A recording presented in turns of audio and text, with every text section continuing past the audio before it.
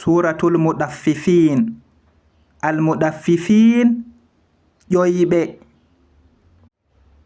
Bismillahirrahmanirrahim. Be inde Allah enɗowo kinnotoɗo.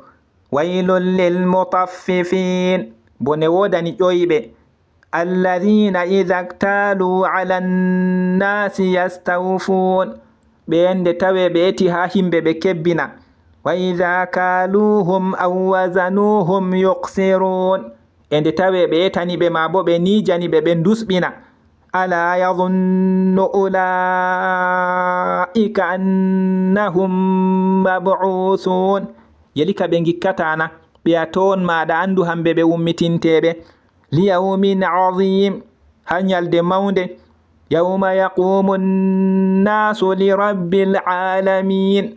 Nyalde yimɓe ummanto jawmu tagefoji. Kalla inna kitabal fujjari lafi sijjin. Nanon fi andu deftere miliɓe tabiti ha ɓilli ɗum. Wama adraka ma sijjin. E ɗume andini ma ɗume ɓilli ɗum. Kitabum marqum, deftere windande. Waylun yawma idhin lil mukaththibin. Bone nyalde nden wodani fewnoɓe. Alladhina yukaththibuna bi yawmiddin. Ɓen ɓe pewnata nyalde hiteki. Wama yukaththibu bihi illa kullu mu'tadin athim. E wala mo fewnata nde koyna kala ɓetiɗo ɗuɗa jumbukijo fu. Idha tutla alayhi ayatuna qala asatirul awwalin. Nde tawe ayaje min ɗe ɗon jange dow mako o wi taali arande en. Kalla bal rana ala qulubihim ma kanu yaksibun. Nanon fi accu ɗum ko ɓe laati ɓe ɗo paggito ɗum funi dow ɓerɗe maɓɓe.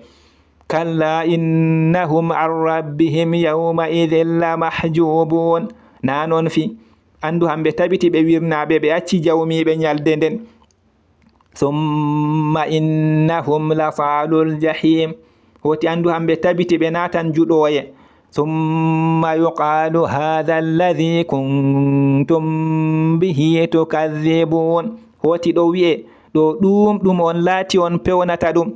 Kalla inna kitabal abrari lafi illiyin. Nanon fi andu deftere laɓɓe tabiti ha ɓangi ɗum. Wama adraka ma illiyun. E ɗume andini ma ɗume ɓangi ɗum. Kitabum marqum, deftere windande. Yashhaduhul muqarrabun. ɓaditinaɓe ɗo ceedonde. Innal abrara lafi na'im. Andu laɓɓe tabiti nder nema. Alal ara'iki yanzurun. Dole se ɓe ɗon dara. Ta'rifu fi wujuhihim natratan na'im. Aɗo anda ha gese maɓɓe jalbitaki nema. Yusqawna min rahiqin maktum. Ɓe ɗon jarne ibgue ɓocham takkaɗam. Khitamuhu misk. Wa fi dhalika falyatanafasil mutanafisun. Timmode majam misikri. E ha bolwa ɗum nden yo ɓurdidirotiroɓe ɓurdidirotira. Wa mizajuhu min tasnim. E jilla ɗum majam ibgue tonde. Aynan yashrabu bihal muqarrabun. Seɓore nde ɓaditinaɓe jarata ɗum.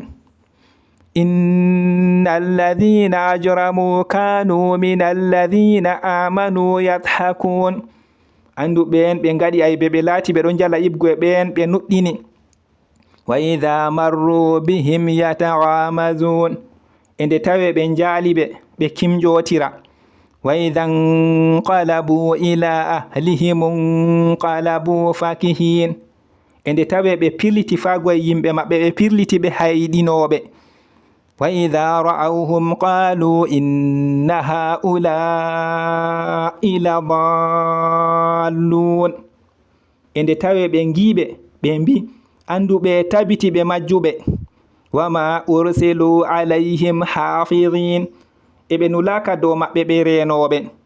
Falyawma alladhina amanu minal kuffari yadhakun. Nden hande ɓen ɓe nuɗɗini ɓe ɗon jala ibgue hufriɓe.